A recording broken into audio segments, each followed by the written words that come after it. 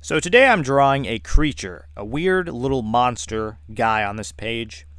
But I'm not just drawing a little creature, I'm also drawing a couple of faces.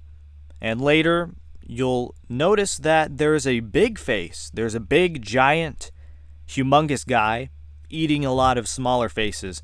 And they might be aliens or some kind of extraterrestrial species.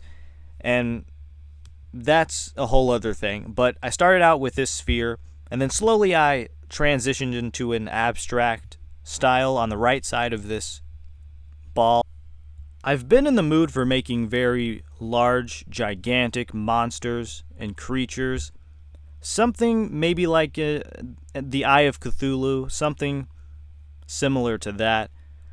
And I like just putting spheres and shapes down when I'm starting the page, and then it turns into something most of the time, which is difficult. It used to be a lot more difficult, but now it's pretty easy because I've made so many abstract drawings. And it also has some machinery mixed in. I try to make a balance.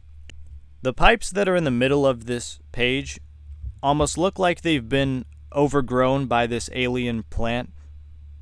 And I like drawings like that. I like artwork that has a dystopian feel where there's these large machines and buildings that have been overgrown by plants. And so that's kind of what I had in mind when I was creating this.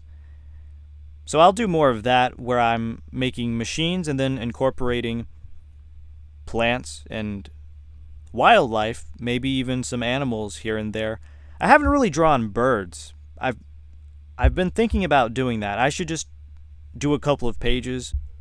I remember when I was 5 or 6 in elementary and attempting to draw a bird in class. It didn't go very well. I probably filled 3 or 4 pages of small, tiny birds, and I just didn't understand the shape. Or honestly, now I look at a bird and I'm like, how do you draw that? I don't know. The body of a bird just doesn't make sense to me. It doesn't make sense. So I'll work on that, obviously. If I don't understand or know how something works, I'm going to learn about it. The sphere on top of this page almost looks like a past drawing I made a couple weeks ago where there's this contagion virus inside of a ball and it's spreading and these people are mining inside of... They think that there's some kind of magical, mystical power inside of this sphere, but in reality they just got poisoned. And so the little people that I drew, they blew it up. I don't know, it's just an idea that I had, and it might make for a good comic, maybe not. The reason that I like making abstract art is because the end result is usually pretty interesting, because I find different things that I can see in the drawing. When I'm in the middle of it, I might look at it one way, and then 2 days later I'll see it as something else. Right now I thought it was some kind of tuba, maybe an instrument that's wrapped around and this giant is swallowing it. And it can also be a pipe system. Maybe he's swallowing a water hose. I don't know. There's a lot of different ways to look at it. And so that's why I like it and why I continue to make abstract art. Although I haven't done it as much as I used to. From time to time, I think that it's just a good way to be more imaginative.